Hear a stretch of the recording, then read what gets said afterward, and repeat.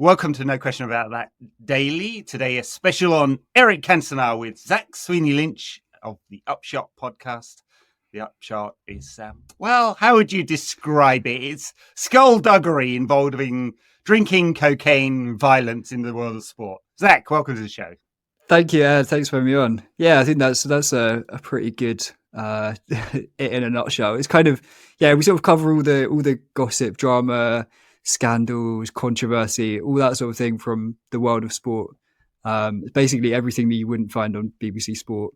Yeah, it's great stuff. To quote Robin van Persie, it gets to the inner child in me. So I find myself giggling quite a lot about Diego Maradona's massive cocaine habit, or Eric Cantona and his various shenanigans, as we'll get into today. So I remember your Cantona. You had a Fergie pod, didn't you, a few months back, and got into some of this. So.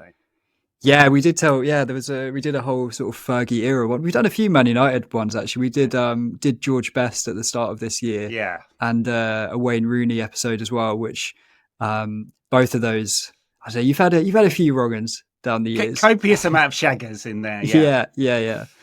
But yeah, it was obviously it was the 30th anniversary of the Cantona kung-fu kick at the weekend, I think it was.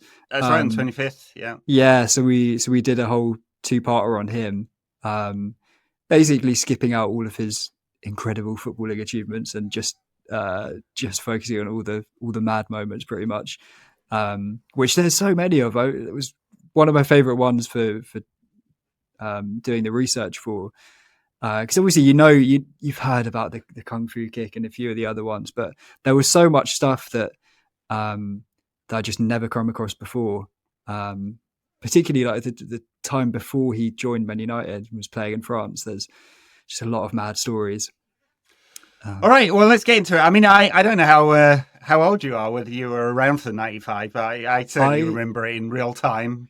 Yeah, so I would have been 1 year old at that point. So yes, probably not tuned in. I don't have the clearest memory of it, to be honest. But I feel like it's just such an iconic moment. We were having a discussion the other day about, is that the most iconic moment in Premier League history? Really, obviously, it's not actual football. But I mean, is that right up there with all the moments we'll remember? Yeah, for sure. Yeah. I mean, it's one of those things like when Kennedy was shot, or Ali beat Foreman for the first time, and Cantona kung fu kicks the Crystal Palace fan. You remember where you are. I was looking at the pictures of the stand at Selhurst Park and just like picking out the various facial expressions in there and thinking what a claim to fame that would have been if you were in that photo.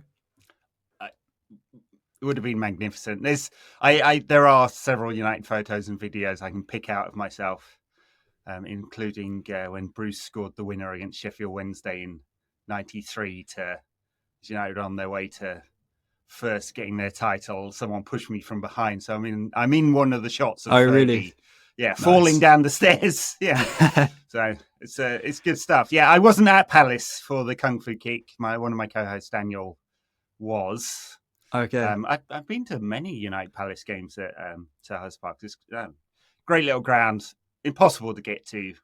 Norwood Station, a massive trek and all of that. But I don't think Cantona was taking the train there before he fly kicked Matthew Simmons. Yeah, I mean, hopefully he wasn't taking it home, because I'm not sure how that would have ended. No, that might not have been good. Although, given the rage he was feeling at the time, I'm sure he would have found some locals. Yeah. I was so part of part one of our Cantona double parter came out yesterday, and we're sort of focusing on like the early part of his career, right up until the kung fu kick, actually. And obviously he only moved to England when he was 24. He was playing in League One up to that point with various different clubs, and unsurprisingly, looking at how he turned out at Man United, he was an absolute loose cannon in France as well. So he was already like a real prodigy. He was named Young Player of the Year there, but just constantly getting in these mad moments. So he once got sent off for punching a fan who'd been abusing him. Sort of quite There's a theme. quite ominous actually for for what was going to come. He punched his own goalkeeper in training one time. There's another story. He got dropped by the France national team manager one time, and went on national TV on a live TV interview and can I swear on this podcast? Yeah, sure. Yeah, in French maybe, and calls him a sac à merde, a bag of shit on TV. I hope that one day people realize that Henri Michel is the most incompetent recruiter in world football. I was reading an article by Mickey Rourke, who's a guy I really like, and he referred to the people who attributed the Oscars in Hollywood as shitbags. Well, I think that Henri Michel is not far from being included in that category. Another one, I wanted to show you a clip of it actually. He, I think he's playing for Auxerre at this point, and he kung-fu tackles an opponent. Have you ever seen the video? I have seen this one. Yeah, it's great. It's honestly one of the most heinous fouls I've ever seen on a football pitch. It's like he flies through the air 2 feet off the ground, like crashes studs first into this guy at waist height. It's kind of we tell a few other stories about kung fu kicks throughout his career in the episode. It's sort of like his signature move in a way. Yeah. Pevern, que se va a expulsar, mejor dicho, que le liga la patada. Es más, ni siquiera sabemos si lo tocó, pero Cantona pide disculpas y se va. Ni siquiera esperó la tarjeta roja. Después se volvió a pelear, pero había hecho una burrada semejante que no valía la pena ni siquiera esperar el fallo del árbitro. You don't see much of that anymore. I mean, it's kind of gone out of fashion, hasn't it? The kung fu kick, your opponents, yeah, just bring it back, I think. But it's a bit of a sort of like WWE wrestler having his special move. That was Cantona's. Was this sending off the one that sort of precipitated his move away from France? Didn't he go to the disciplinary hearing and call them all bags of shit or something like that? Yeah, I think so that was, he was sent off for throwing the ball at the ref during a match and got hauled into this disciplinary meeting, and he was expecting to get a 2-match ban and ended up getting a 4-match ban, I think. And in response, he walked up to every member of the board and went right into their face and said, "You are an idiot." And just one by one went down the line, like, "You are an idiot. You are an idiot." And then they gave him a 4-month ban. And that was when he decided, I think he actually announced his retirement at that point and was talked back into it by, was it Platini, the French assistant manager? Right. And ended up coming to England. Yeah. Didn't he? I remember my first encounter with the Cantona phenomenon was when he played 5-a-side for Sheffield Wednesday or some weird thing like that when he first came over to England. He played one like an indoors summer football tournament before. Oh, really? Before he joined Leeds, yeah. I remember thinking this is a bit weird. France. Was he what was he doing? Like looking for clubs? Looking for a club, yeah. Yeah, he got really into beach football as well after he retired. He did. Played for France for about 10 years. I think his beach football career was almost as long as his actual football career, which is quite good. Actually, there was one other story I wanted to mention from his time in France, because he had to go off and do military service at one point, which I think in France was obligatory at that point. And it was a relatively light military service compared to what I think other recruits would get put through. So they had this special unit for up and coming sports stars, and he did a bit of army, whatever they did during the day, and also played for the army football team.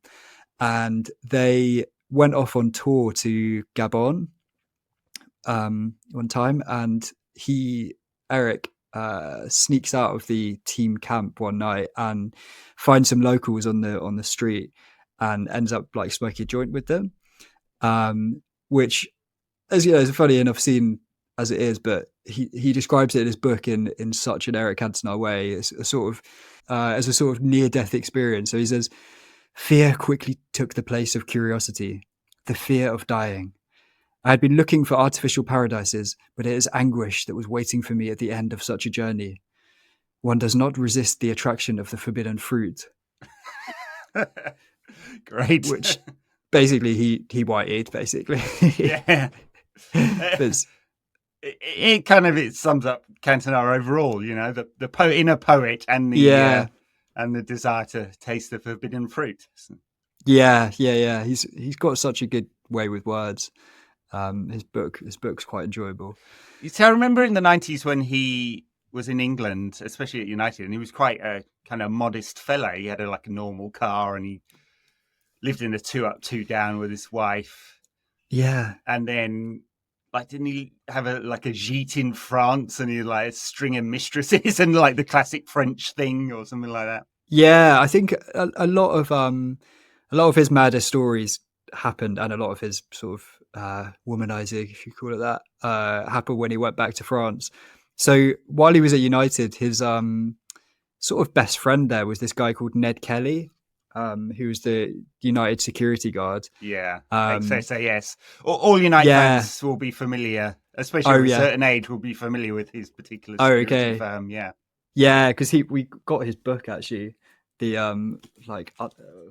Manchester United: The Untold Story. So he basically, after retiring, sort of stitched them up, really, all of his old mates there, and told all these stories from behind the scenes, especially Cantona, who he spent a lot of time with, and so he revealed in this book that Eric was supposedly having an affair with one of his teammates' wives at Man United.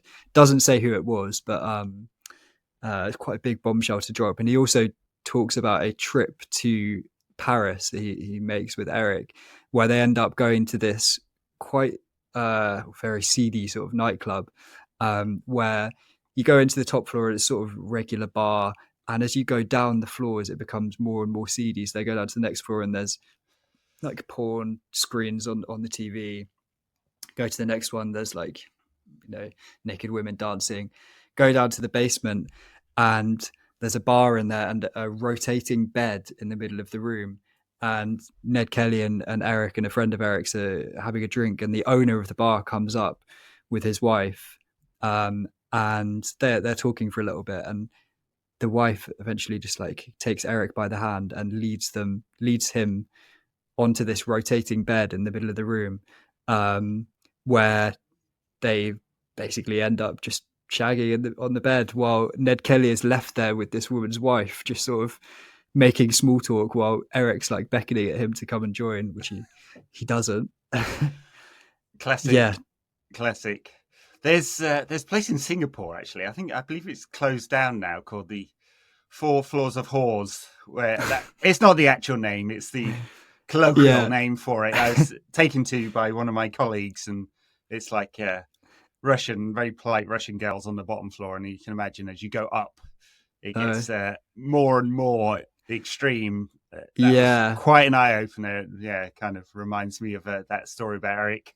Yeah, we were wondering whether these kind of places still exist. Not that not just asking for a friend. Sure. Yeah. We got to research your story. Yeah, it's obviously you need to get on the ground sometimes to find out. Yeah, I don't know. I get the feeling that's a very sort of 90s Paris world. Maybe they do still exist, but I think Eric was definitely partial to enjoying that scene. Well, why wouldn't you? Yeah, young athlete, all of that. Yeah. I just always found it quite funny that he had Ned Kelly tagging along with him, sort of middle-aged security guard. I can't remember how Ned Kelly kind of got the gig at United, but he left the SAS or something like that, and started a security firm, and I don't know, probably knew one of the people at United or something like that. But yeah, they were kind of ubiquitous during the 90s and early noughties. Yeah. He has. I mean, there's some great stories from that book. There was another one about him. He gets called to Roy Keane's house. There's been some report of Roy Keane out on the street with a knife threatening his neighbours, which it turns out there's some kind of dispute over a lost dog. He doesn't mind spilling the beans on all these stories, old Ned, which we're grateful for. Very good. And in your earlier podcast on United, and I'm sure you dive deeper into this, you talk a little bit about the post kung fu kick. I mean, it's mad enough as it is. kicks out Richard Shaw, gets sent off, and then Matthew Simmons invites him to take an early bath, and he declines. Eric does, and then ends up in court. Yeah, that was. I love that was Eric Simmons. Matthew Simmons. Yeah. Matthew Simmons. Matthew Simmons' defense was he said that all he said was it's an early bath for you, Mr. Cantona.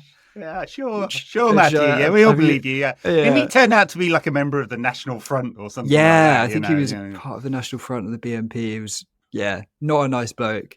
And also another detail from the trial that I'd never heard before was that he was also being tried at the same time as Cantona, and after the verdicts were read out, Matthew Simmons kung-fu kicked Cantona's lawyer in front of the jury, like in court, which I don't know. It's got to be up there with the maddest moments of like courtroom bit of courtroom drama. It's a real shame they don't film these things, isn't it? Yeah, there's actually a brilliant courtroom sketch of the not actually of the kung fu kick, but it's of Matthew Simmons. I think he kung fu kicks the lawyer and then grabs one of the other lawyers around the neck, and it's sort of got him in a headlock. And there's a brilliant courtroom sketch of it that you can have a look for on Google. It's just mad. And I think he initially was only going to get a fine and like a stadium ban, and then because of the attacking a lawyer in court, he ended up getting a short jail term as well. But yeah, just a mad moment, really. We did a episode. We had this other podcast called The Lost Tapes that we're producing at the moment, and we have all this archival audio. And one of the things, obviously, Eric initially got a custodial sentence, and then it was reduced on appeal to community service. And he spent part of that community service as a youth scout for Eric Harrison, who was obviously the coach who brought through the class of '92. And it's a lovely piece of audio where Eric Harrison, that is like, yep, he's got to go to Plough Lane tonight to watch, Wimbledon under 21s versus Tottenham under 21s or whatever it is. And yeah, I'll be firing him if he doesn't do a good job as a youth scout. Okay. It's just did he do it? Yeah, I think so. Yeah. He spent a bit of time with some of the local kids as well. Yeah. All very nice. They were very excited about it. So yeah. Oh, great. Yeah. I mean, maybe would that teach him a lesson more than anything else? I don't know. It's probably quite good to sort of bring it back to earth a little down bit. To earth, yeah. I know after when the kung fu kick happened, and there was obviously a massive media furore about it, he went to Guadeloupe, to sort of escape the media attention. And there was a story from, I think it was the Daily Mirror, one of the tabloids, that their reporter tracked Eric down on the beach, and the account of it that they give is brilliant. They say that he chased the reporter up the beach and then tried to drop kick the reporter.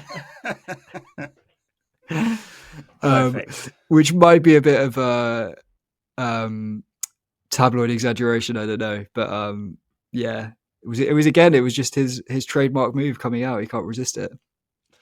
It's a wonderful period. I mean, obviously United banned him for the rest of the season, then the FA extended it to the following October, and Eric lost it at that point and ran off to Paris. And there's that whole wonderful story about Ferguson going after him and getting a scooter ride around Paris to go find Eric in some restaurant somewhere and convince him to stay on as a player. Not the first time Eric has tried to retire and yeah, Fergie was going around Paris on a scooter. Yeah. Oh, brilliant. Yeah. He took a motorbike ride to go find Eric in this restaurant. And I mean, of course, it's hard to imagine that happening today. A player like with all their sort of media training and resources and coaching, and especially through the academy system, a player even fly kicking a fan to start with. But to a manager actually going to those lengths to keep a player rather than just getting rid Fergie just absolutely adored him, right? And sort of allowed him to get away with stuff that nobody else would. not at all. Yeah, I mean, he fired Keane for doing an interview with MUTV and kicked Jaap Stam out of the club for because of an argument about his place in the team, and so many he's booted out of the club. But Eric got special treatment, and when he retired, I don't know whether you've ever read the letter. Did. Yeah, it was a really nice letter, actually. Yeah. Really feels like Fergie genuinely cared about him as a friend. Yeah.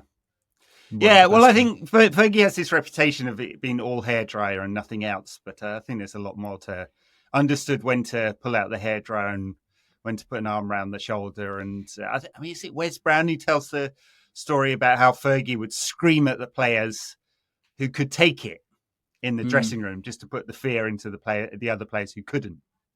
Yeah. And like understanding that Roy Keane could have a shouting match, but I don't know, maybe Wes Brown couldn't or something like that. Yeah, I imagine that's a lot of what management is really, is just knowing the personality of your players and being a good manager.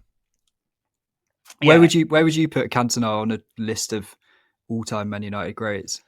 Well, I think there's one of the things is I like to think about it as not just the actual quality of the player and his performances on the pitch, but impact on the club. And with Eric, I mean, he's one of the greatest, like, except if you're kind of a dispassionate, if you're not from the age and you're just looking at data, you'll go, well, he didn't score that many goals, didn't make that many assists, and he was only at the club for basically 4 years.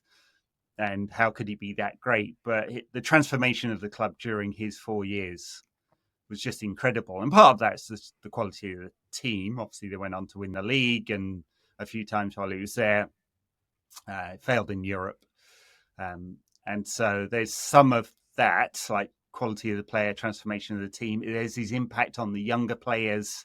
And they all talk about it, his different training methods, what he ate. He was actually, for all his mad craziness, he was also a professional that brought in different ideas to the club, and just his aura. But it's also the art of him, I think, and that's just a quality you can't really measure with statistics. And just a player that gets you excited to watch your team. Yeah, you just want to watch him, and he'd come, some insane pass with the outside of his foot, or just the presence. And I mean, I remember his first game for United. He came on as a sub, gets the ball, one of his first touches, pings this 60-yard pass, and I'm just like, oh, yeah, all right. You've seen him on TV. I'd probably even seen him as a Leeds player live as well, and I was just like, there's something about him, just the confidence. Turn up the collar and all of that.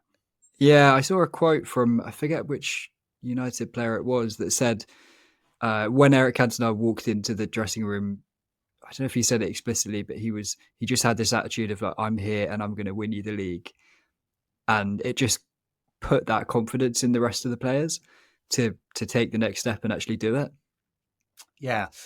I mean, I won't labour this. I met him once. Oh, really? Randomly in a jazz club in Rio, and it was a shame it was that, because I was a few sheets to the wind on Caipirinhas at the time. It was like 3 a.m. We'd been out all night after meetings and stuff like that, and said hi, and he was with his film crew doing an advert, I think, in Rio on the beach, and had a chat to him for a little time and fangirled a little bit about how he's my favorite player and that kind of stuff. And he was like, do you want a photo? And I was so shit-faced. I was like, no. And have some regrets about that, because I was thinking... You playing a bit cool. I was playing a bit cool. Yeah. Yeah, and I he wasn't straight off the rotating bed when you... He was not. It was just random, tiny little, like jazz club. And with like a bossa nova band, as you do when you're in Rio. Amazing. So, yeah. God, that's a real claim to fame. Sort of. There's a few I've told on the pod, and a few can't tell. Robson was one of my favourites because he'd just been fired by West Brom, and I was like, how are you feeling?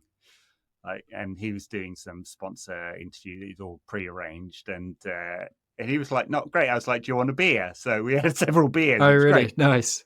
Yeah, never used any of the copy.